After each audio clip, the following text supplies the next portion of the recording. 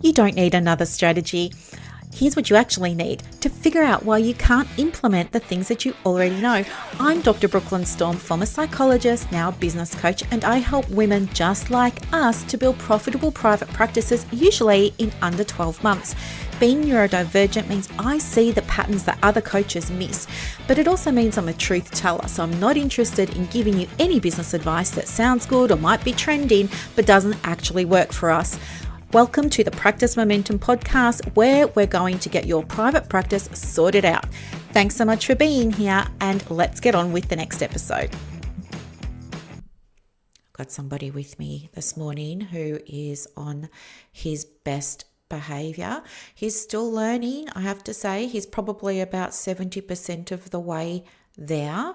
So we're still encouraging at the moment. So he's sitting on this footstool that I purchased and then I put together. Anyway, beside me, which is awesome. He's loving it. But when I start to not give him attention, then he decides to get my attention by doing things that really bother me, like scratching at my newly painted doors. And the trainer is saying, only use positive reinforcement. Like when he's scratching at your doors, just don't give him anything. And so I'm sitting here and I can hear him scratching and I'm not doing anything. And I'm thinking to myself, oh, all the paint's going to come off. Oh, he's engraving my door. It's fine. It's fine. Doors can be replaced. Just let it go. Waiting for him to do what I want him to do so then he can get the treat. It's a whole thing, isn't it? And I don't even know how you guys do it being parents. Like, I couldn't imagine. Anywho, something else that's going really well.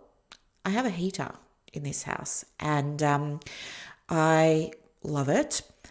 But I thought to myself, I would really like to be able to set the timer on it, because when I wake up in the morning, you know, the house is chilly, right? And because I don't leave the heater on overnight, I figure like I've got all my blankets and stuff. But in the morning when we get up, it can be a bit chilly, especially down here in the country. It's very frosty. And I just thought to myself, well, I wonder if I could set the timer. Now, I don't have a fantastic background with trying to do this. Like it, you know, I don't think I've ever been able to set a timer other than on my iPhone for something. And then I just ignore it when it goes off. I just, you know, hit the little cross instead of stopping what I'm doing, which was the whole reason I put it on. But anyway, but this morning I thought to myself, no, I'm just going to do it. And you know what? I just thought to myself, I can do this. This could be easier than I thought. And guess what? I've set the timer and I'm so excited now because half an hour before I wake up tomorrow morning, it's going to kick in and I'm so excited to see if it's going to work. I think it will. I don't know. Like if you've ever set a timer on your heater, you know what I'm talking about. You know how you get those remote controls and it's the digital thing? Anyway, it's the whole thing. The other thing is, I'm just quickly giving you a very quick life update before we get into the show today. But the other thing too is this house is entirely floorboards, which was on my wish list, right? It was my dream. I love, love, love floorboards because it's just so easy to clean. And I don't like doing housework or vacuuming. I'm very lazy like that. It's just not my thing. I'm just not into it. And yes, I know that I can get somebody to do it, but at the moment, I just want to enjoy my floorboards. However, they don't hold heat, which is becoming a problem because I want to have like a nice toasty warm house. So I've been buying all these rugs and I've been buying them online, right? Because where I am out in the country, there's just nowhere to buy stuff. And I'm an hour away from a great big shopping centre one way. So yeah, again, it's a whole thing. But anyway, so I've been buying all these things online and some of them have been great, but most of them haven't been. And so they've ended up downstairs in a garage. Anyway, yesterday I took myself off to, it's not really country town, but it's also not the suburbs. It's kind of in the middle. And I thought to myself, I'll just go over there and see if they might have something. Here you go, baby. Good boy. I'm just like feeding him treats because he's been good. So yeah, I just want to maintain this. And anyway, yeah, I was looking for bits and pieces because I realized it's been 6 weeks now since I've been in this place. And, you know, I'm still looking at blank walls for the most part, even though I bought my beautiful piece of art. I Also bought another piece of art that I really love. It's textured and it's just of like hills. Like it's just really, it's sort of whitey, creamy color, and it's in a wooden frame. And it's just like, yeah, it's texture of like hills basically, like somebody's done it with a palette knife, these really great big hills. And I really love it because it fits with everything. But there's still a lot of space to go. And anyway, I thought to myself, I've been collecting all these historical photos because where I've moved is a historical town. And it just turned out that I've got great aunts and great uncles and cousins and second cousins and people removed and all of this living here in the town. So I've been very excited about finding the old black and white photos and things like that.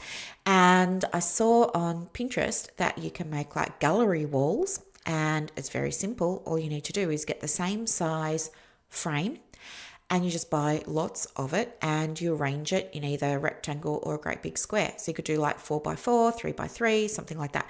So anyway, I thought I'm going to give that a go. So one of my walls, it's quite narrow because it's like the side of a wall, so it's probably only about not even a meter wide.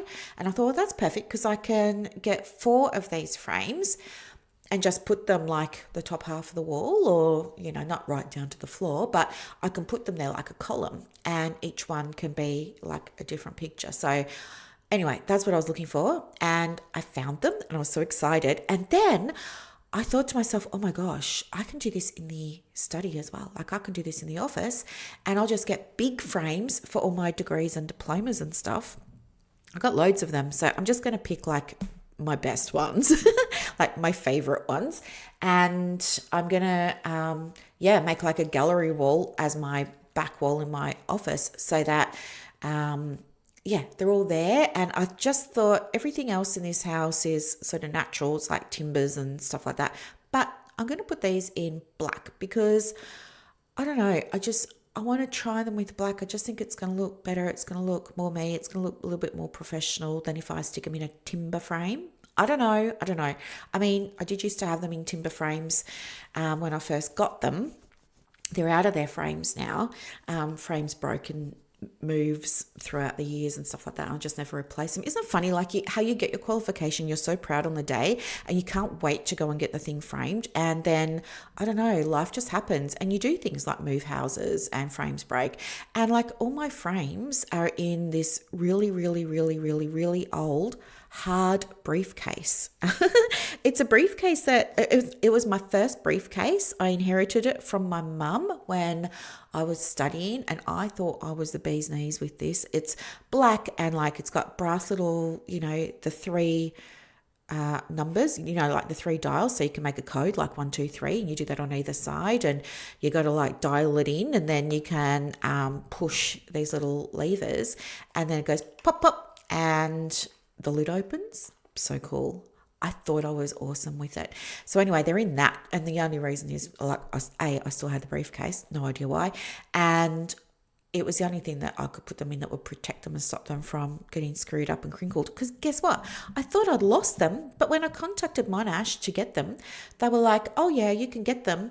But it's going to cost you $330 for each one to be reprinted.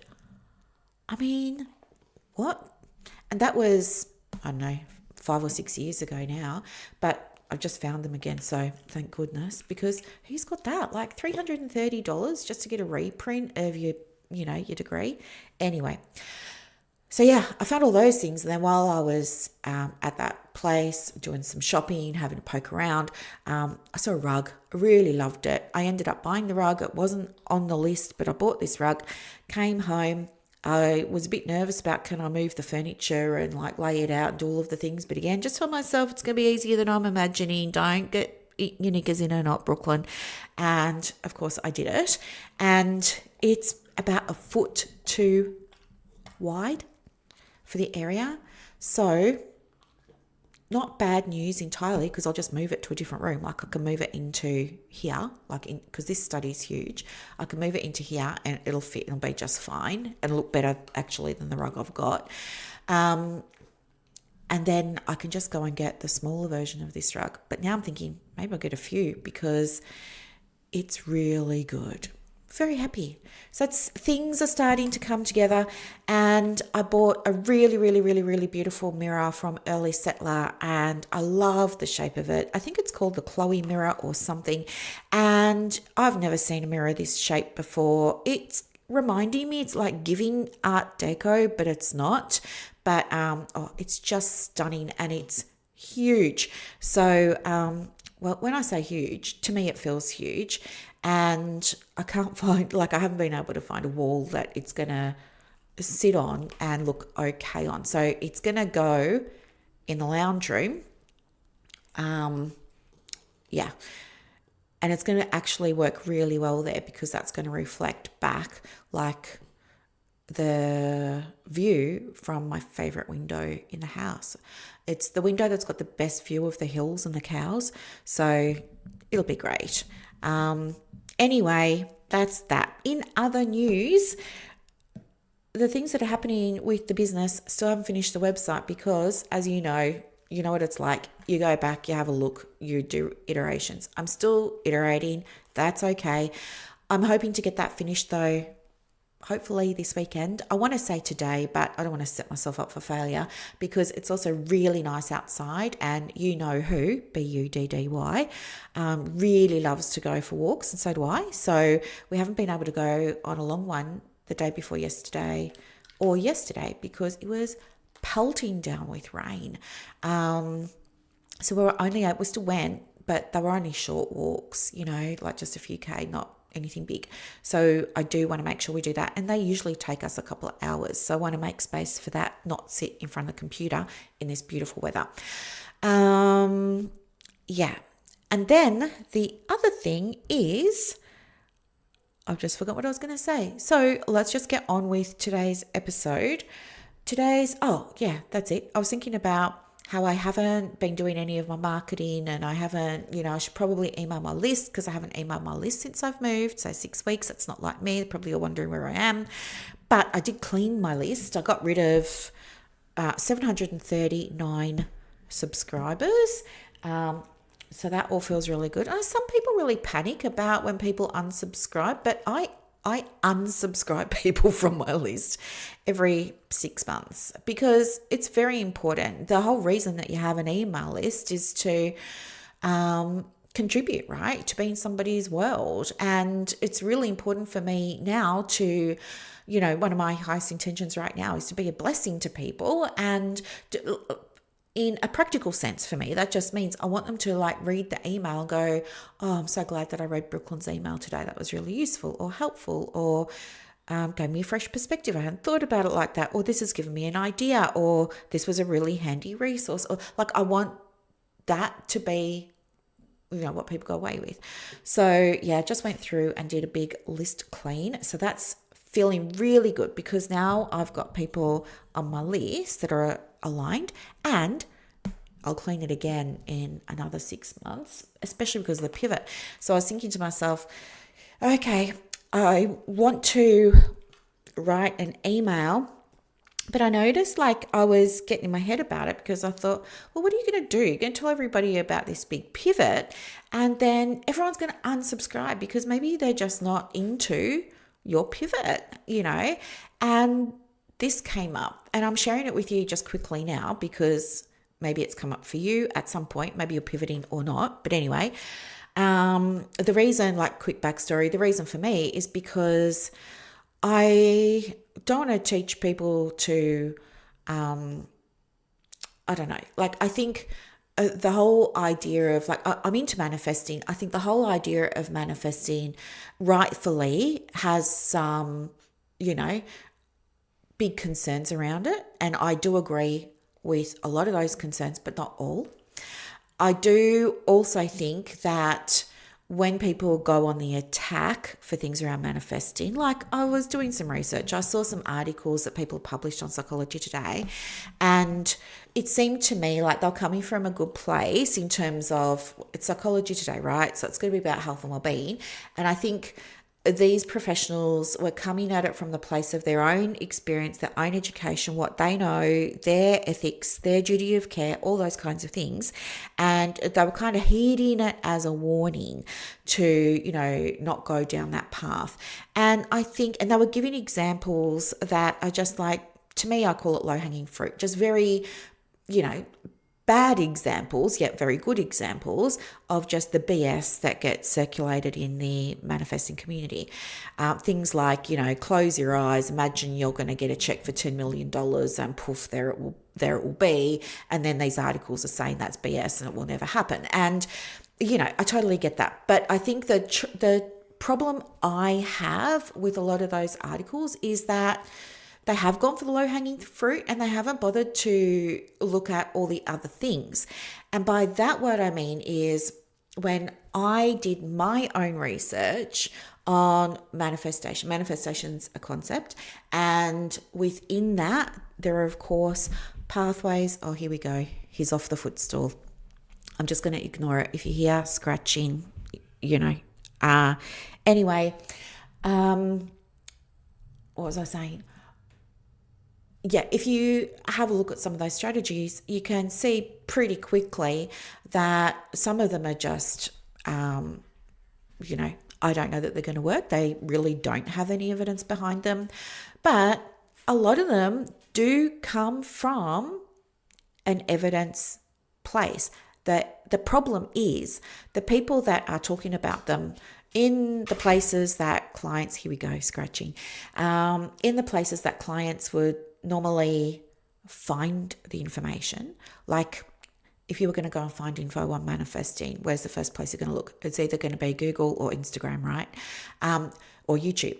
And when you go to Instagram and YouTube, for example, there are a lot of people on there that have like that little bit of knowledge, but they don't have the full knowledge always, or they don't share the full context. And so to me, it's a little bit like the Dunning-Kruger effect. We've got a little bit of knowledge over here and somebody running with it, thinking they know everything, and teaching that. And maybe they don't know that they don't know all of the things and they fully believe they're doing the right thing by teaching this. But what we, as people who do have an education in things like, in my case, psychology, for you, maybe it's counseling and social work or psychology and something else, right?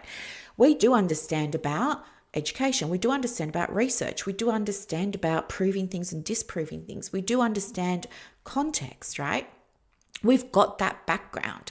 Other people don't. And so I think that there is probably one of the biggest challenges that the space of manifestation has. And so I think when it came to me thinking about emailing my list and talking about my pivot, I was anticipating it wasn't going to go down very well at all because people are clued into what they've heard and what their experience has been as a result of this stuff, this garbage circulating in the community. And it's not all garbage. There are definitely people who do speak about research and things like that, totally fine.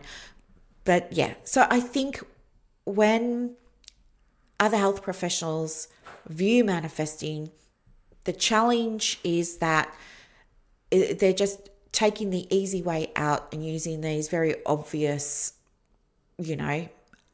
examples here and then talking about, why it's dangerous and you should definitely just go and see a health professional. But anywho, so I think that was coming up for me. But what I realized was nearly all of my clients at one point or another have used the word manifest, have asked me about manifesting, have said to me that they wanted to work with me because they're curious about it and wanted to know more or wanted to try techniques or tools or strategies or things like that.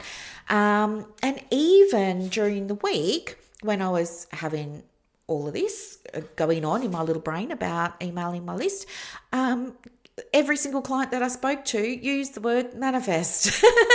And I heard it and then I thought to myself, do you know what? I'm worrying about nothing over here.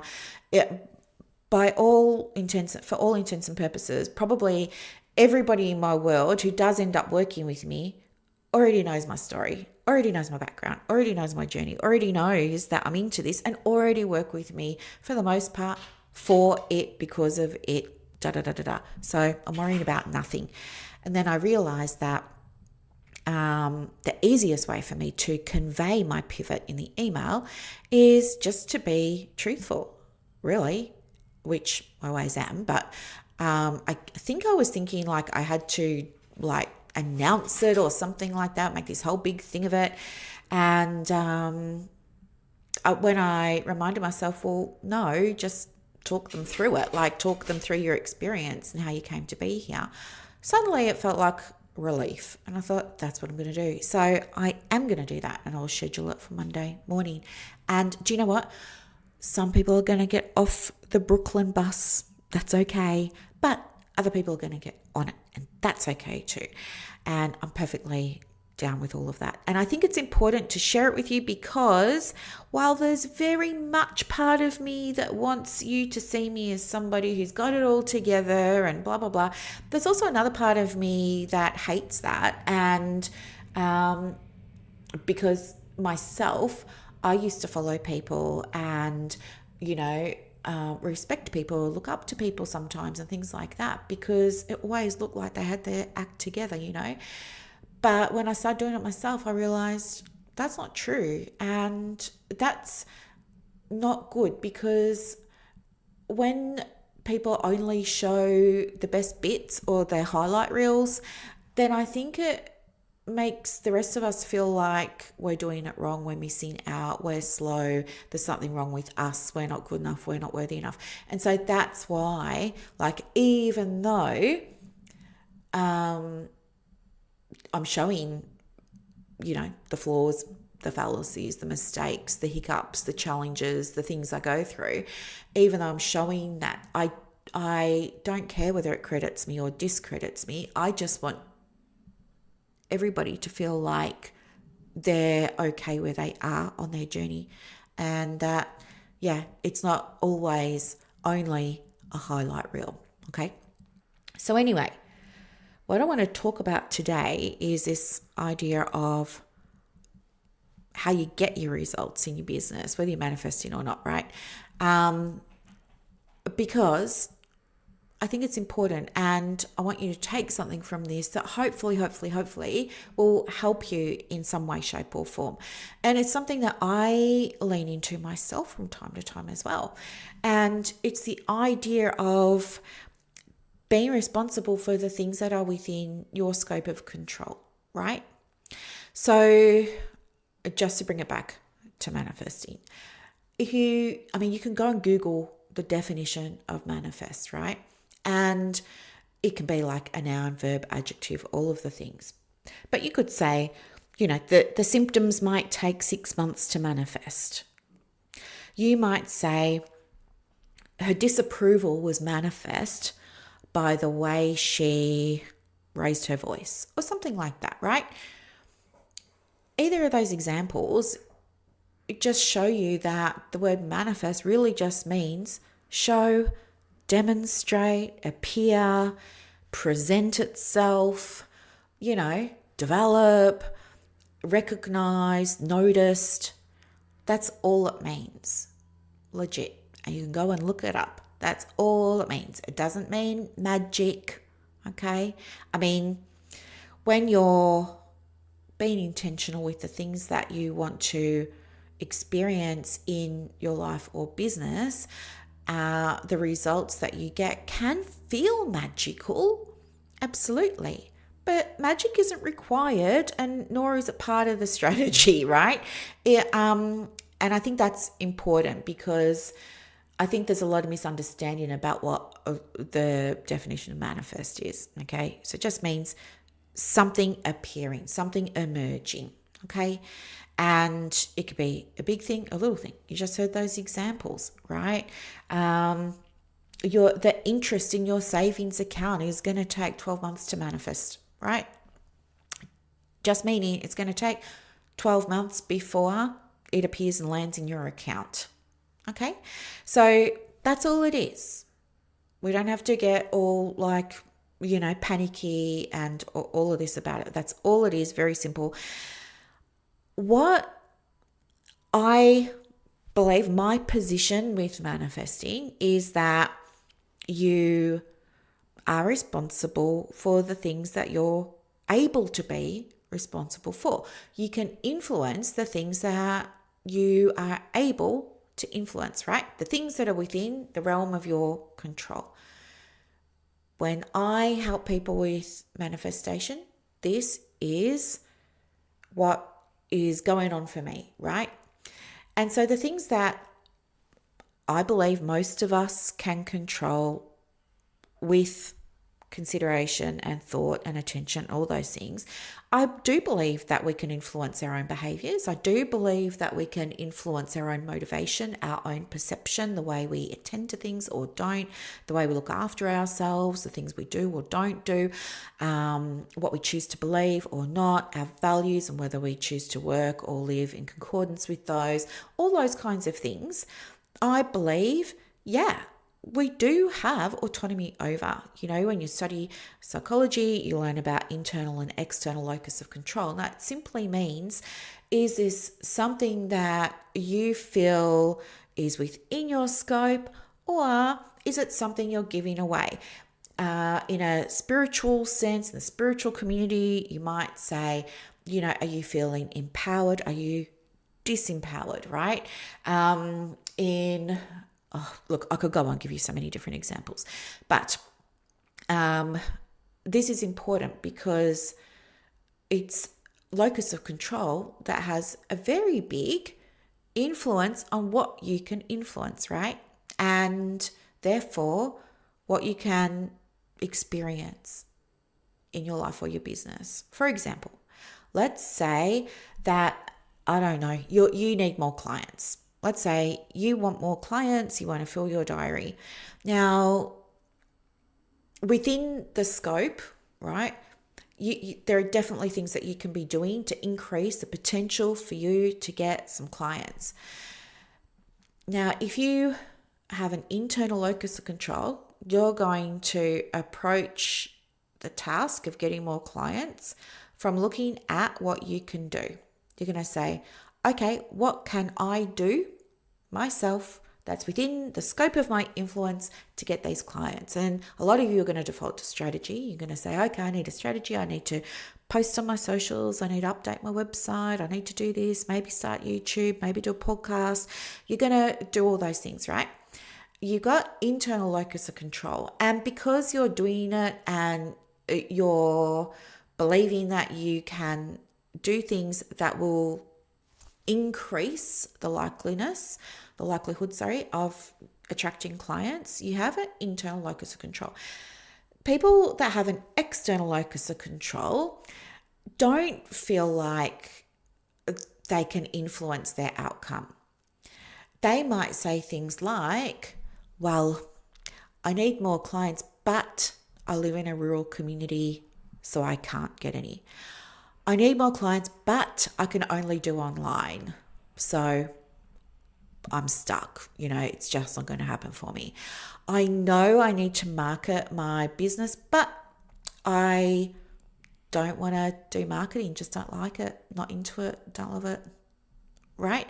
So they're seeing things as not being within their control, or they're choosing not to take control. So I think one of the biggest criticisms that I agree with of manifesting is that there can be, let's say, victim blaming. It's not a great term, but I think there's a perception that, you're responsible 100% for all of your outcomes. And that isn't true. I believe that you're only responsible for the things that are within your field of responsibility, right? That are within the field of your control. You can't control things that aren't within your control. Like if, I don't know, I'm just trying to think of an example here. I mean, if there was a natural disaster or something like that, I can't control that. And no amount of me thinking positively or me taking the right actions or whatever can influence that, right? I know maybe there are things that I could do, but generally, no. I can't influence whether or not we have an earthquake. There are going to be, maybe you're a victim of crime. You didn't bring that upon yourself. That is somebody else doing that thing, right? That's, I think, one of the biggest challenges around manifestation is there is a little bit of a narrative, perhaps, misguided, that goes along the lines of you create your reality, which I believe is true, but as I said, within the scope of what you can control. You can't control other people. You can't control other people's behaviors. If somebody is going to go and rob the liquor store down the road, you can't control that. You can't. They've got free will. They're going to do their thing. That's outside of your scope of control. What you can control, though, is your reaction to it, your response to it, this comes back to things in counseling, psychology, social work, like resilience, right? Like, how quickly can you bounce back from something that happened that wasn't anticipated, wasn't expected, wasn't wanted, didn't go well, was hurtful, harmful, dangerous, all those kinds of things, right? So there's resilience, comes back to locus of control, comes back to what do you believe, what do you choose to believe or not, what you can do or not. So I do agree that, suggesting directly or indirectly that a victim of crime, for example, or somebody who was involved in an accident or has been abused or is in hardship is responsible for all of that, I think that ignores the responsibility of the person who's done the thing, committed the crime. It ignores the environment around them and other, we'll call them extraneous variables, right? Very important. So, yeah. I think more needs to be done in the world of manifestation around clarifying that, because I think telling somebody who was a victim of something, hey, you brought it on yourself, I think that's very outdated and I think it's very, very dangerous. When it comes to being able to manifest outcomes, again, within the scope of your influence, there is no research that supports the idea that your results are always 100% a direct or reliable reflection of your internal state. And it's the internal state that's going to direct what you do, right? Your external stuff, which is your behaviors, right? The strategies you use, the actions you take, the steps you implement, they're all sort of external, tangible, real world things. But it all begins with your internal state, the intangible, right? Your identity, how you see yourself, your beliefs, values, thoughts, feelings, attitudes, aptitudes, skills, abilities, like all those kinds of things, right? Psychology often finds that people can infer that there's some kind of cause for our outcomes, shaped by things like context or chance, social structure, and other people's actions. That's very important to understand, right? Belief is also very important, especially for someone like me who's autistic. If you can hear the scratching, just ignore it. I'm trying really hard to ignore the damage that it's probably doing to my door. Crazy. Anyway, it's all good. Doors can be replaced. Because when you're autistic, or even like this happens with ADHD for some people as well, you can have this idea in your mind of a just world. This is a huge one for me. Things being fair or not. Now,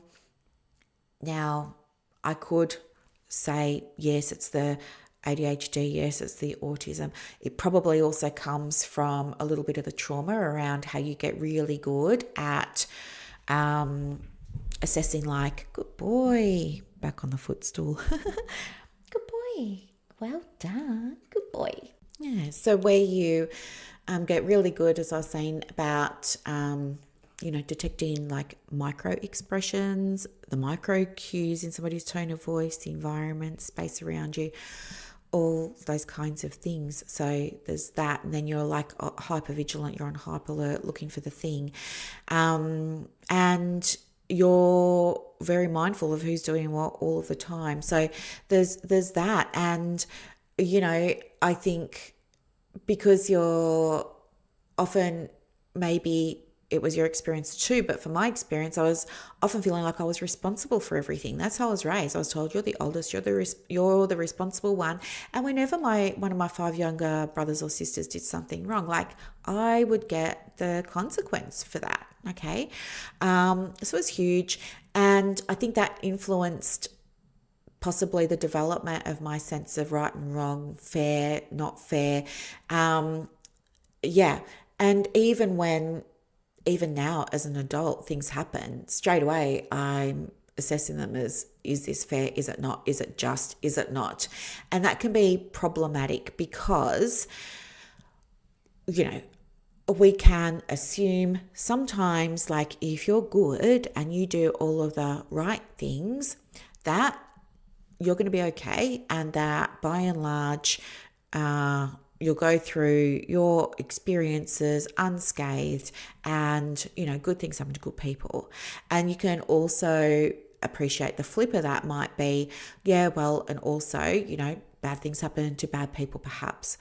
And it's this type of thinking sometimes for some people that can also create a bias that can lead to victim blaming, or to like over attributing the results that somebody gets to their character or to a behavior rather than to a situation or randomness. And there really does need to be scope for that, right? Not everything is within everybody's control.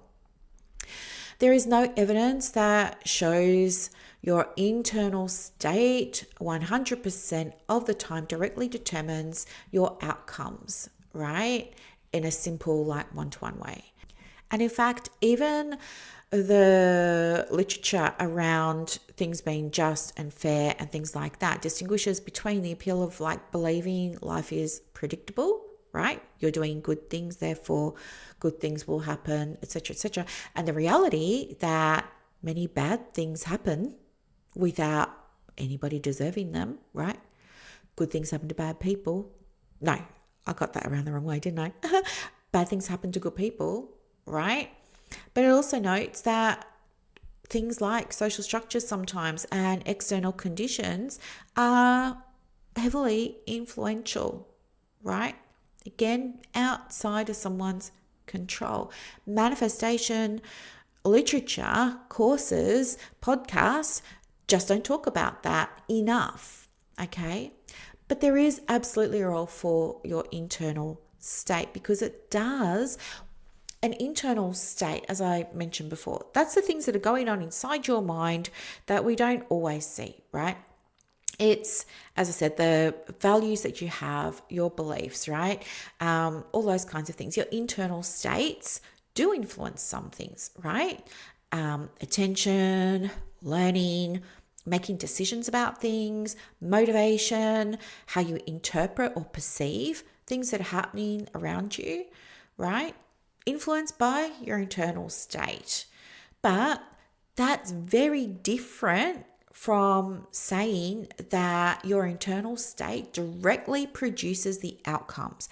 This is important because in manifesting, there are some narratives that say, just think happy thoughts, just have a lot of gratitude for things, just keep your vibration nice and high, like all that internal state stuff, and then you're going to be just fine and you will get your result. And the problem with that is it's not allowing space for things that are beyond somebody's influence of control, right? Like your employer losing their funding and now you're made redundant. That's nothing that happened because of how you were vibrating? Like, no. I mean, the way you deal with it is going to be influential of what happens next. Sure. Some people are going to have that experience and they're going to, hit depression or feel victimized or get angry or stuff like that. Other people are going to feel those things too, but then bounce back and say, okay, they're going to have some kind of mental attitude or shift in their awareness or something, or maybe they have faith or religion or spirituality, or there's going to be some kind of way that they say, okay, this is my reality. I'm redundant. Maybe this has happened for me. I always wanted to move to Costa Rica anyway. Maybe this is just, the opportunity. This is the kick in the pants I've needed, right? I'm just giving you an example. But the way that we approach that external event that we can't control, that we couldn't influence, can determine like what you do get to influence next. Again, big problem in manifesting. And I think this feeds into the whole idea of manifesting is dangerous. And I can understand why some people would think that. But again, it's just because it's not talked about like in any great depth.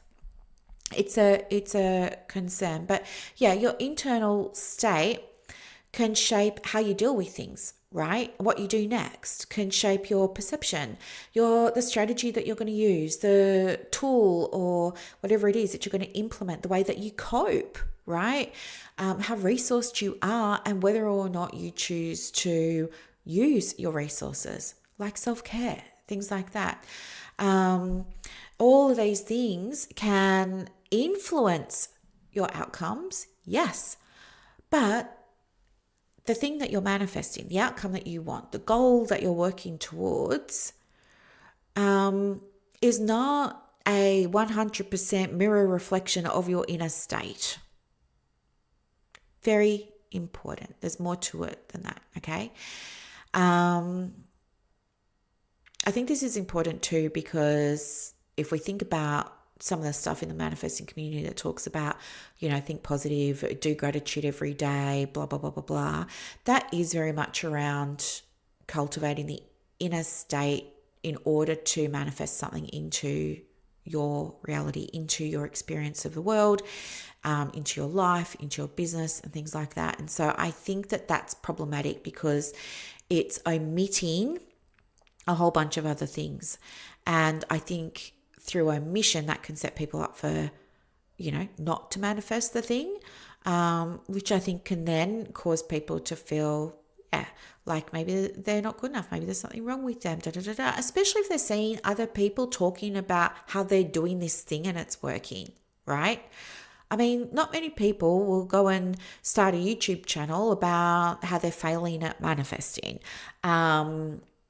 You just don't hear that. You do a quick search on YouTube for manifest and everybody's talking about how you can manifest instantly or all of this.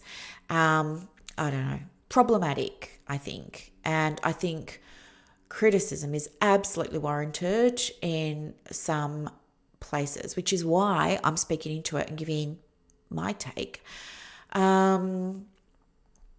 Okay. Just seeing like my notes if there's anything else that I wanted to share with you. Yeah, just again, like I've just written down here that there's a lot of research that demonstrates that your internal state influences your outcomes, but it's not 100% responsible for what you get. I mean, when I was doing the research, one of the articles that I found was Australian based, and it was talking about the role of high internal locus of control as well as like self-control, and it found that there was a link between that and better outcomes with health, right? And also the flip. So if you believed, according to this study, if you believed that there were things that you could do that could make you healthier, you are more likely to do those things, and then you are more likely to score well, better, improved on measures of health and wellness. And the flip was evident as well, right? So if you believed there was nothing you could do to improve your health, like it was just in your DNA that you were going to be, I don't know, like this, like that, whatever, and you had low locus of control and low self-control and all those kinds of things, then that was also reflected in the results, right? And there was another one as well that showed that when people believed that the results that they got were determined by them, like influenced by them, or, part of like within their realm of control, that a lot of the time they felt more confident and they're proud of their results, and there was positive affect for them around this. So like feeling happy, feeling joyful, feeling excited, feeling hopeful, all those kinds of things. And that this in turn was then linked to behaviors such as preferring to do tasks that they felt they could manage and, influence and have some control over, even if there was a cost associated with them, right? So this is an example here in this study of somebody's internal state shaping that person's motivation, which in turn shapes the behavior, okay? So they didn't manifest success, the results, the goals, just from positive thinking or raising their vibration, right? Very important. Yeah. What else have I got here that I want to share with you just quickly? Yeah, another one. I've got more research, don't worry. I'm not going to bore you with all of the details, but I'll just give you like the short version of it. But yeah, your internal state, right, impacts, influences, determines to some extent what you're going to do, right? This is like the very broad, what you think, what you do, what you get, right? A little bit CBT-ish kind of there. But yeah, research supports the idea that things like self-efficacy, right, your belief in yourself to be able to do something, your level of self-belief that you are capable, right, as well as internal locus of control and how you see yourself, right, your identity, right? I see myself as somebody who is capable of getting more clients and getting new inquiries on repeat. Of course I can do that, right? For example, along with things like a good environment, like I define a good environment as something that is resourced and conducive to you being able to get the thing that you want in your life or business, okay? When you've got these things in place, tends to increase the likelihood of you doing the things that are going to get you the results, right? Especially through things like, being persistent, through planning, through being able to make decisions, solve problems, and follow through on things, even when it looks like what you're doing isn't working, right? So with my clients, for example, it's, there are some that they'll do their website and massive learning curve. They don't love it. A lot of them really don't love it. But then what happens is they might just kind of stop halfway. Or if I give them some resources and some guidance around, optimizing their Google business profile, they might start and then they're going to get bored with it, or it feels tedious or whatever. They don't follow through, but they're still expecting a result. Okay. Follow through, I think for me means, going from step 1 to step 3 or whatever it is, even when it looks like it's not working out. Even when you've done your website, you persevered, you persisted, you got it done, and now your Google dashboard is going backwards and you're having a minor panic attack about that, or maybe even a major panic attack about that because you don't understand. And then you want to start looking for other things and rather than just staying the course, right? Very important. Internal locus of control is very important when it comes to getting a result with whatever it is you want to manifest into your life or business, because it's going to shape how you see your actions in terms of, is it worthwhile? And is this something that I can actually do, right? And there are so many studies on things like entrepreneurship and health, for example, that show that internal locus of control is linked with proactive behavior, being resourceful, right? So that means instead of coming back to your supervisor or back to your business coach and saying, what are my next steps? Give me the plan, it's you being proactive and coming to your supervisor or coach and saying, hey, I want to get some more clients. I've had a bit of a look. I realized that here are 3 ways that I can do it. I was thinking of doing the second way. Can we talk about it? Very different, right? Where was I? Proactive behavior. Yeah, better self-management, right? Better self-management means you being able to be organized so that you get shit done, okay? It means making sure that you're set up in a way that works for you to get it done, whether it's manual and you've got notebooks everywhere, but you understand your system, or whether you need a totally clean house before you get started, doesn't matter. But better self-management, of course, is going to lead to a better outcome because it leads to you completing the things that you need to do, even when you're not getting the result that you want, or it's feeling difficult and you're in a state where you know that you need to keep going, you're persisting, you're persevering, right? It leads to things like stronger follow through. And yeah, that's so helpful to know when we're thinking about things like manifesting, which is why manifesting doesn't work when you're just focusing on one strategy like affirmations, mirror work. Not going to work. You need to have these other things in place first. And this is my issue with manifesting. I don't think it's spoken about enough. If you didn't know about this, and you really want to manifest stuff, and you're feeling inspired because now you and I are talking about it again, right? And you're like, oh, this is so exciting. I was hoping she was going to come back to this, oh, I can't wait to get all the really cool things. Don't worry, we will talk about the really cool things. But I want you to understand the context, because yes, I can teach you about affirmations and I will teach you about affirmations, and yes, they can work. But if you just go and buy an affirmation deck from Amazon and you read a card every day, probably not going to work for you, okay? Because these other factors influence it.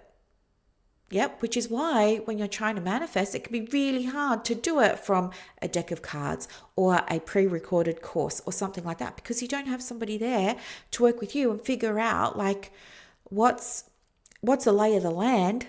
Like, are you set up to be able to manifest something, the thing that you want, because we're always manifesting, but we want the thing that you want to come through. Are you set up for it to come through?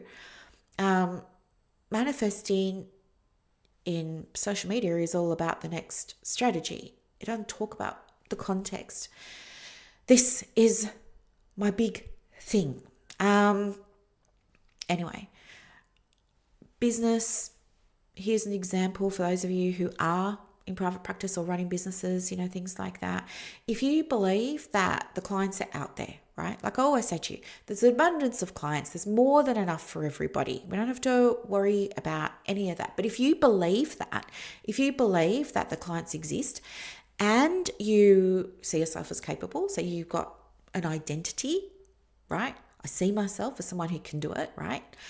And you take marketing action and you have supportive people around you, right? Maybe you've got a business coach, maybe you're in a community, whatever it is. Maybe you've got loved ones, children supporting you, emotionally encouraging you to keep going, stuff like that, friends, girlfriends, boyfriends, partners, whatever.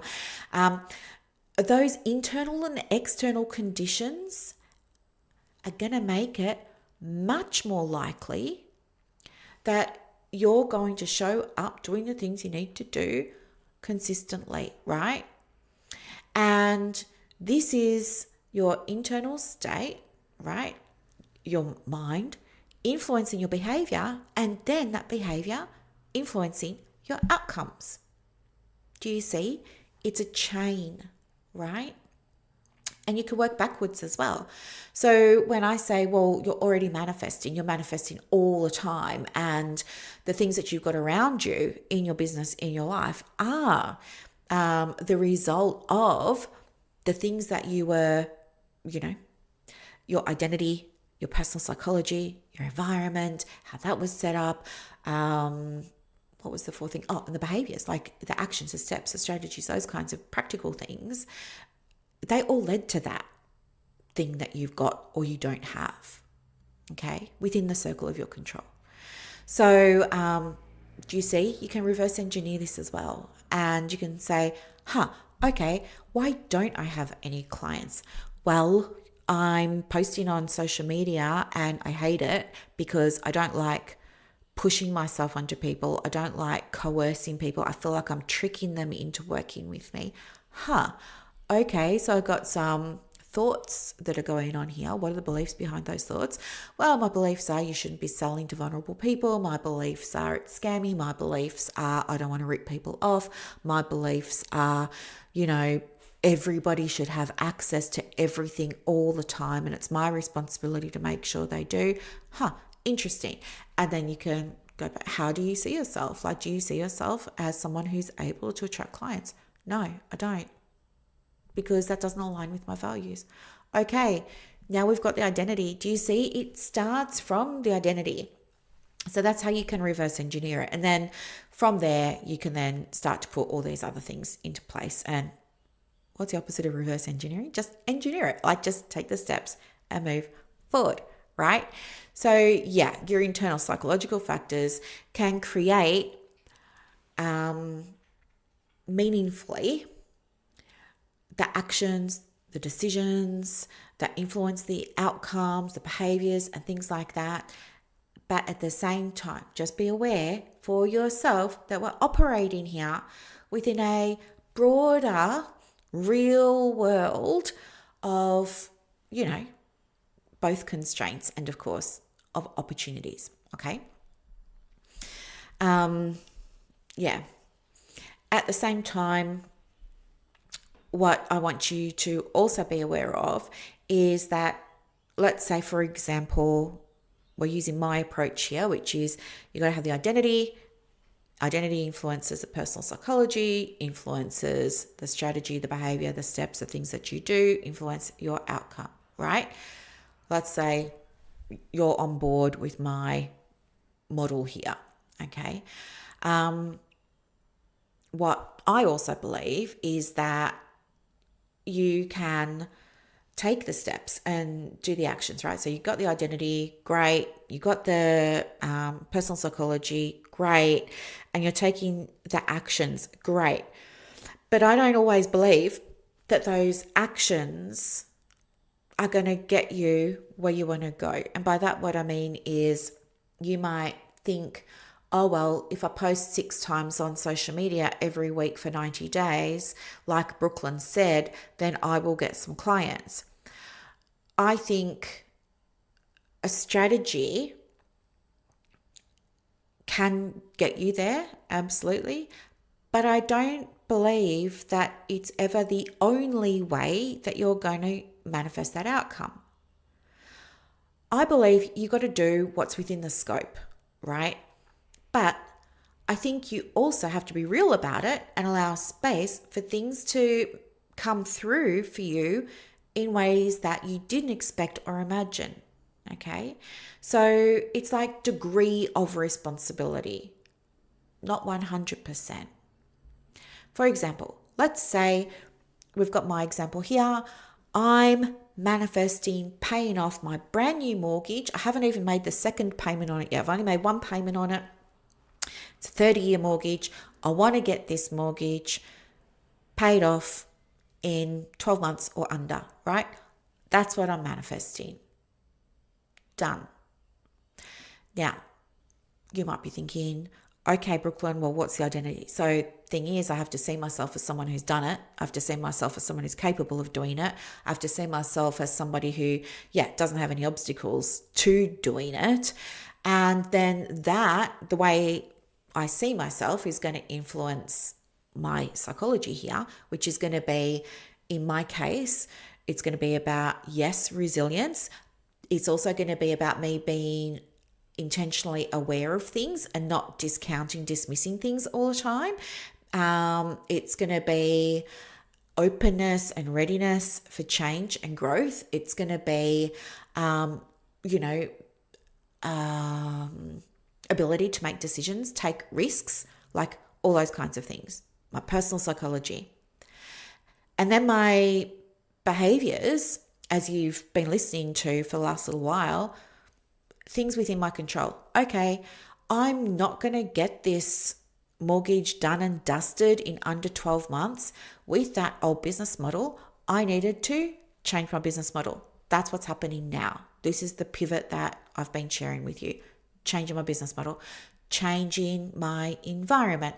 So making sure that I've got things around me in my home, which is where I live and work, that make me feel accomplished, that make me feel good, that make me feel inspired, that make me feel safe, that make me feel grounded and calm, that make me feel connected, right?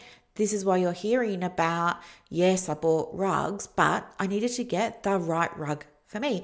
It has to be the right rug that's going to give me this feeling in my environment. Making myself a gallery with the images of family, like that's going to give me that feeling of connection. Right? You're hearing about these behaviors, learning new skills. That's something that I'm also doing at the moment, revamping things. But, I also believe that just like I can take all of these steps, I take them because they're what I can do. They are within my scope of control. I also understand and am open to, ready for, happy to receive this outcome coming to me in a completely random way, right? I mean, who knows? I think I mentioned to you the week or the second week after I moved here, somebody in this very small country town bought a ticket from, this news agency that's only open like at random times. But anyway, they got a lottery ticket and they were in the first division prize pool. Right? I mean, that could be me. I'm not saying, but I'm just giving you an example here. Or maybe the money comes through not just winning a prize. Maybe I get a contract. Maybe I create another Google Chrome extension and it goes viral. Maybe I make a skill for ChatGPT and everybody loves it and buys it and boom, there's all the money. Maybe I dig up a gold bullion on a walk with BUDDY. Who knows? You just don't know. And so this is important because I think so many people place the wrong level of importance in my mind of it's got to be the right strategy. No, I think strategy is important. You have to be doing something because action creates clarity. Even when you don't know what you're doing, start because you'll figure it out. It's the sitting there in the indecision that keeps your business and your life on pause. Even if you don't know what you're doing, start doing something. Google, how do I do this? Go into your AI tool and say, I'm stuck, help me. If you're one of the clients that I work with, I've already made you so many tools that help you get unstuck. Go and use one of those, right? If you don't know where it is or you can't find it, ask me. I'll give you the link to it. Like I made them for you. So don't always think, well, if this, then that. Because I don't think that is true for all of us all of the time. I think what's more true is, yes, do this with the plan, the hope, the intention, the vision that this result or this outcome is going to, come about for you. Absolutely. And also have the understanding that, hey, might come through some other way as well. And I'm sure if you think about times in your life where you wanted something and you were thinking like, I don't know, maybe you were saving up for a car or something. And then, I don't know, maybe a parent gave you one for a birthday, right? Or maybe you always wanted to go to Paris or something like that, and you were saving up, you were working longer hours and you were saving up and you were selling stuff on eBay, trying to raise the money, and then, I don't know, somebody gives you a ticket to go or you win it in a raffle, whatever. There are other ways. So the strategy is part of it. It's not all of it, okay? And that's very important when it comes to manifesting. And I think that that's one thing that manifesting gets right, because when we're manifesting, we say it's this or it's something better, okay? Which is not exactly what I was just talking to you about. I'm going off on a tangent, but I will talk to you about this now. The this or something better is that you might be manifesting something, right? You're working on it, and you think you've got it, but then something happens, falls through. You don't have it. And this is a point of deviation in terms of outcomes. Very important. This is where, when it all goes pear-shaped, maybe you're in dark night of the soul town, right? I think many of us can relate to that. We've all been there. Or maybe it's just like huge disappointment and it's like you're having a pity party and stuff like that. You can go either way with this. And you can either, I guess, stay there and say, well, this is all BS, it didn't work, what a load of baloney. Or you can lean into a belief that it's this or something better. I can give you an example very recently from me and my life. I really thought when I found this area, if you remember from previous episodes, I was going to say sessions, if you remember from previous episodes, I found my dream home. I loved it, but didn't pass the pest and building inspection. And I was devastated. I knew that I couldn't get it. I knew that there was no way I could live there. Even though part of me wanted to be defiant, say, well, I'm going to get it anyway and prove everybody wrong. Like, I knew that I couldn't. And I was devastated. Now, I could have just like given up and said, well, manifesting didn't work, didn't get my house, right? And then even the house I'm in now wasn't my first choice after that, right? After that first house, so there were 3 houses I looked at. That first house, fell in love with, that was the one that I wanted. The second house, it's the one I'm in now, underwhelming. And then the third house, I really loved, but it needed a lot of work. So I was like, I'm tapping out. I'm just going to go with the easy house. Number 2.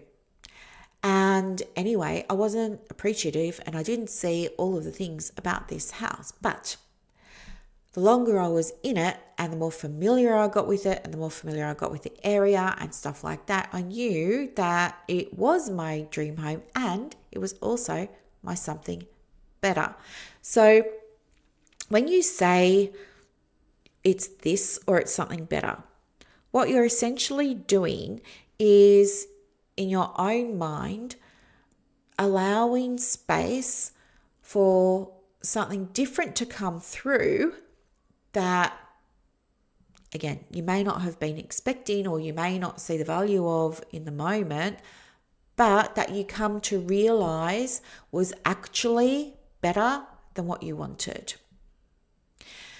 With this place here, and again, I won't belabor it because I have discussed it before, it felt underwhelming because you got to remember, I was coming in hot off the back of a place that needed bucket loads of repair. So when I came into this one and it needed nothing, like it was turnkey, and I got this place, it was like, I didn't feel like there was really anything for me to do, especially because at the same time, it came furnished, right? that was something better. Having the furniture on it was not on my manifestation list of all the things that I wanted. It wasn't. The other thing that I got was views from every room of the hills and the cows and the country and the this and the that. I never asked for a view, but here we are. And now I can go and look back at those other two houses and I can stand in front of them on the street, look around.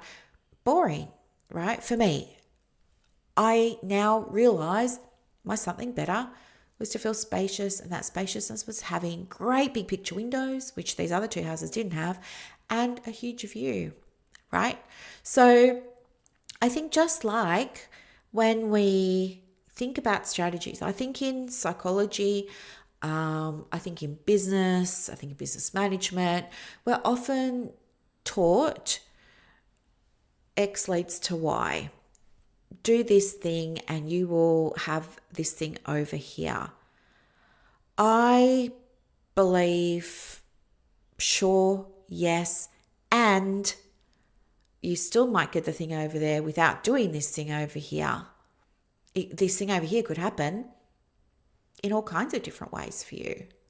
But you've got to be in a position of everything being conducive to it, right? I mean, you've got to have the open mind. Otherwise, you might not see it. Very important. When I think about manifesting paying off this mortgage in under 12 months, and I think it's this or something better, what that does is it tells me, yeah, you can go and do the things within your scope, but there's space left over for this to get paid off in other ways that you haven't considered yet. Or maybe it doesn't get paid off, but something else happens. That's even better than if this house got paid off, right? And that's an interesting space for me to sit in because my priority is getting it paid off. I don't like debt. I don't. It makes me feel jumpy, anxious, nervous. I don't know. I don't like it. I mean, anybody money, especially a bank, all of this stuff. I just know. I just want it gone. So when I allow myself to think, what could be better than paying off your mortgage? I don't know. It's something I really do need to think about. Maybe it's something about, I don't know, like safety or security or not feeling jumpy or anxious or nervous, right? So I'm open is what I'm saying. And I think it's this that manifesting does really well because I think when you have that space of, right, I'm going to do everything that I can within my control, that I'm going to do absolutely everything that I can. And do you know what? If it works, great. And if it comes through in a different way, also great. And this is my goal over here to get 5 new clients this week. But if I don't get the 5 new clients, I'm also open to something else coming in that's going to be better than if I had 5 new clients. I'm welcoming that. Yes, send it my way. I think that takes, for me anyway, and I haven't researched this part, but I think it takes some of the pressure off. I think it's like the value of faith and spirituality when it comes to creating something, whether you're manifesting or not. I think, and again, I haven't researched this, but I can, but I think that when you've got faith, so faith just being a belief that you have, right? But it could be spirituality, it could be religion, it could be Christianity, whatever you choose to believe, right? I'm learning about Christianity at the moment, but I can also link it to what I have experienced with my spiritual beliefs and stuff like that, right? So I do like to believe, as you know, like I loved believing, still do, that I'm connected to my higher self. I really love, talking to my pa And to Gabe, my puppy that crossed over, like sometimes I will say to them, thank you so much for bringing me here, for guiding me here, for sending BUDDY to me. Like, I'm so thankful and appreciative of that. And I really believe and I value, I like to think that there's a connection there. Okay. And I think when you're thinking about things from a spiritual perspective, maybe you're thinking about the universe or source. If you're thinking at it from a Christian perspective, like I'm sort of learning about at the moment, then you're thinking about maybe it's spirit, right? Maybe it's like spirit in the Christian sense of Holy Spirit or God or Jesus or whatever it is. If you're, thinking about faith in terms of psychology or mindset and stuff like that, you're just thinking about what you believe, right? Your beliefs. But I think when you have that, I'm just going to say faith for now, and let's all agree it's just going to mean the things that I just said. I think it lets you take some pressure off yourself because in manifesting, we would call it co-creation. In Christianity, you're like, you say,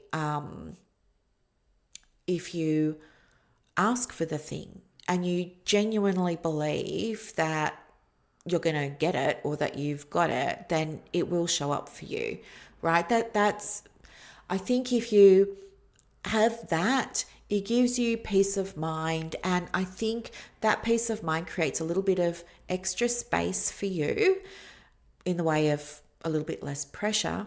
And I think in turn, that little bit of less pressure, that little bit less stress, that little bit less anxiety helps you feel a little bit more at peace, a little bit more, relief, as I said, a little bit more maybe grounded, a little bit more open, a little bit more supported, all those kinds of things really.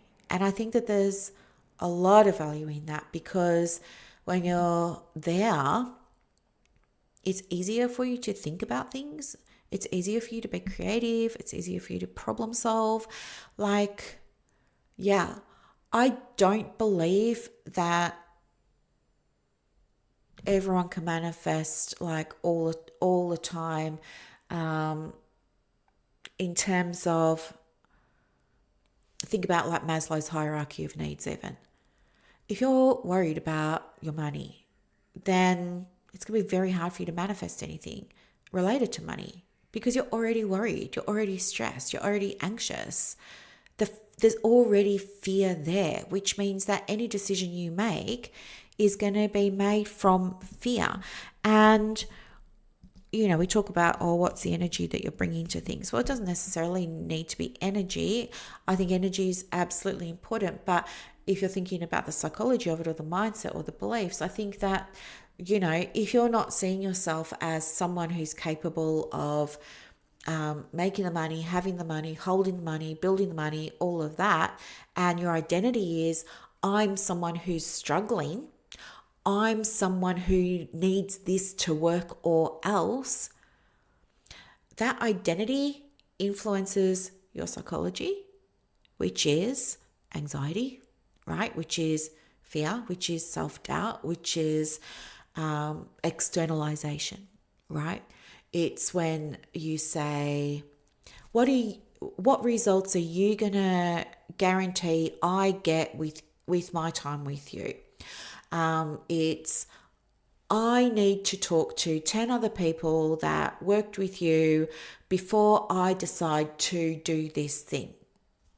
It's all of that, right? You can go and talk to the 10 other people, right? You can do that, but it's not going to affect your results.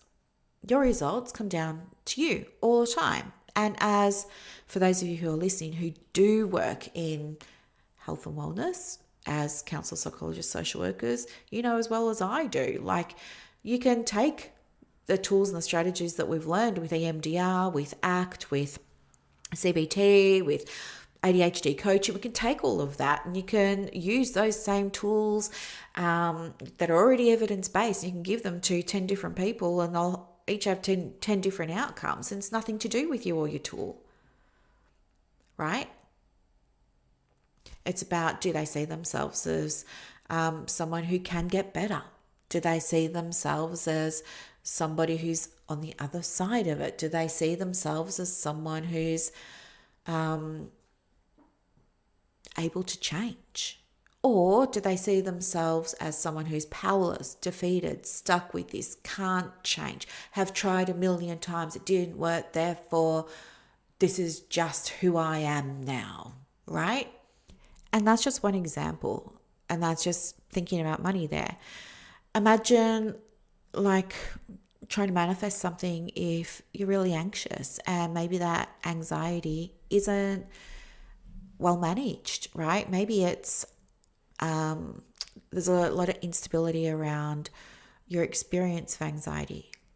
Maybe you're good one day, not great for two, right? All those kinds of things, or some other kind of mental health condition that you're experiencing.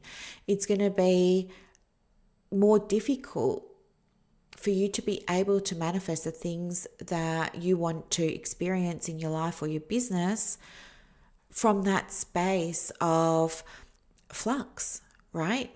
Because your mindset, your beliefs, the behaviors, your resilience, your perseverance, your decision making, all those things are going to change. Your approach to them is going to change regularly because of the instability, right? So while I believe we're all capable of manifesting things, bringing things into our life and our business, I think conditions apply. And I believe that one of my big issues with manifesting is that that's not spoken about. And I think that that leads to the whole idea of manifesting being, frowned upon and seen as dangerous. And I would agree in those situations. It really is. I think always we want to be grounded first. So yes, anyone who is coming from a place of, we've got to be on a level playing field here with a few different areas of our life before we start to consciously try and bring things in. If we're in that other place, and again, just for simplicity, I'm saying Maslow's hierarchy, it's not the whole thing, but anyway, if you can hear scratching, it's you know who, I'm just ignoring it again. But yeah, if there's any of that instability there, it's gonna complicate things for us. And if you're highly anxious and you're struggling for money and you're trying to manifest from a place of need, I need to manifest my next mortgage repayment, I need to manifest this or else, right? If you're doing it from that, I think that's problematic. If you're in those situations, or if somebody who is trying really hard to manifest something happens to be in a place of instability, right? I think the right thing to do is perhaps guide them to the right supports for them at the time, whether it's for housing, whether it's medical, whether it's psych, whatever it is, financial, connect them, guide them, support them in getting resourced. And I would be maybe steering clear of saying to them, why don't you just try and manifest it? I follow this girl on Instagram and she manifests stuff instantly. And look, she's got all these followers who also say they're manifesting stuff instantly. I just think giving somebody that advice or sitting by while you watch somebody else try that. And they're like, no, I'm not going to apply for jobs this week because I'm just going to manifest the rent. I think that's, not great. So I'm different to other people who talk about manifesting because I got boundaries, guys. I think we all need to have them, right? I think we need to have a look at our own sovereignty, which just means what you can control, your agency, okay? And your reality. And reality isn't a magic word either. Your reality is just what's real to you, your experience. Good boy, back on the stool. There you go. Have a lolly. Good buddy. That's all reality is, right? We're not, as I said, conjuring up anything like magic. It's not that at all. Your reality is just your perception of your world, really, whether it's life or business, okay? Just like eyewitness testimony, everybody's got different experience, different perception, different reality of the thing that they just saw happen, that they just witnessed, and their perception of that is based on all those things, right? So, yeah, I think it's very important to recognize that. And I think it's also important just to make sure that, we all understand that while we might have intentions and goals and things like that, these do and can influence our behavior, and our behavior influences our our outcomes. But at the same time, not everything around you in your experience of your life, of your business, is caused by you. It's not. Okay? There are absolutely things that are going to happen around you that are just outside of your control. Okay? But you didn't manifest them, no, but how you deal with them, absolutely within your control. How you perceive them, what you take from them, if you grow from them, what you do or don't do, how you see yourself, how you don't see yourself, all of that sort of stuff, very important, okay? Very helpful. So yeah, having a positive mindset, I think when it comes to manifesting, I don't know that it's really about having a positive mindset. I think it's around being optimistic. And optimism is, you can just go back to Seligman's work with this, can't you? But optimism is taking what you've got and making the best of it, right? It's not deluding yourself. It's not tricking yourself. It's not trying to say something bad that happened is really positive. I think optimism is probably a better way to go than trying to be positive. But while it's a tool or approach or strategy that is spoken about a lot in manifestation spaces, I think it's spoken about out of context, and that is the problem for me. It's not the only thing that contributes to you being able to manifest what you want. Even if, get this, when I'm in the car, I'm singing, okay? Not well, but I'm singing. I love, love, love, love, love singing. I'm tone deaf, but I love to belt out Bohemian Rhapsody, okay? I love it. And I could probably sing it backwards. I know it so well. I love it so much. But it's just me singing. Yet, when I go to church and on a Sunday, we're there, we sing songs sometimes, well, all the time, every time I go, there's singing. But when we sing songs, what I noticed was that I experience it as powerful in the sense of it's just stronger. It's like I can feel it in my body, the vibration of the music and the singing and the voices. I can feel little vibration in my body from the loudness of it and the vibration of it. And even though I have sensory stuff going on, it feels really strong and powerful. More so than if I'm just singing by myself. If you have one little thread of cotton, it can be strong, right? But if you tangle it up with, 100 other bits of cotton, you twist it together nicely and you've got a cord, that cord is going to be stronger than the bit of cotton. And so I believe my take on manifesting something into your life or into your business is that you can't just have a random strategy over here and then, use that and hope for the best. Or you can't have a bunch of random strategies. I think you need to have the strategies that you need based on your identity, your personal makeup, your psychology, the behaviors, the actions, the steps, the strategies, the tools you've got that you're open to using, and your environment.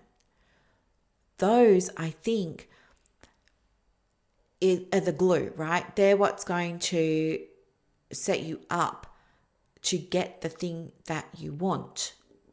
All of those things are going to make you a much more effective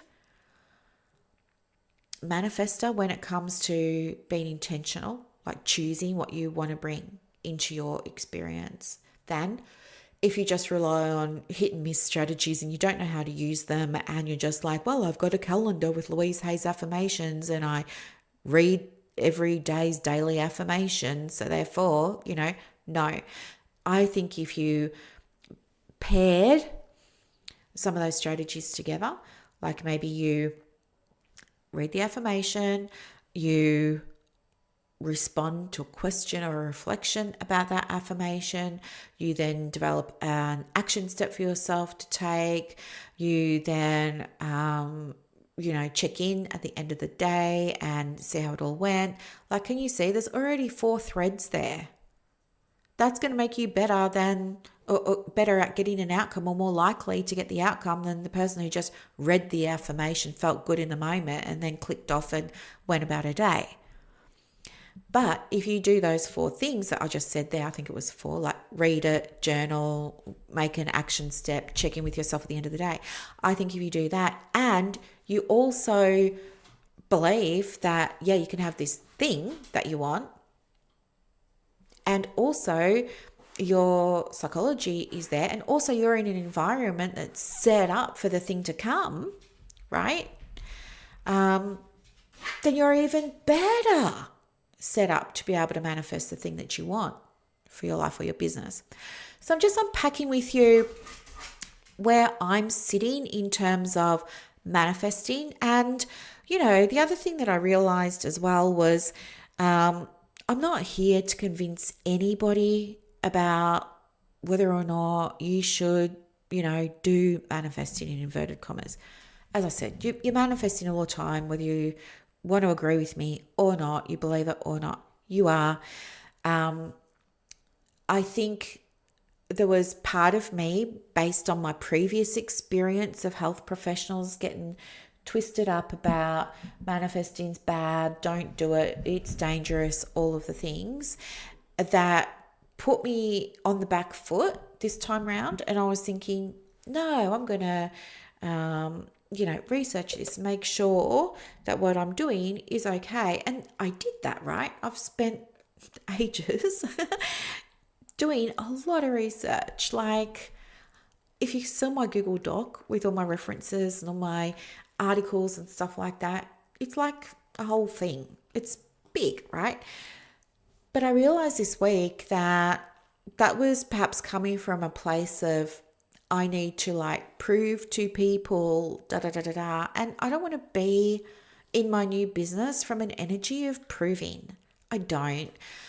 I am choosing to believe, have faith, trust my people and my people. And they're my people for now. They might not be my people tomorrow. They may not have been my people yesterday. As I said, people get on and off your bus. But I don't want to be in an energy of proving. And I would never encourage one of my clients to ever operate anything in their business from that energy. It puts you not in a great place. It puts you on the back foot. I want to lead, not be feeling like I have to catch up to something.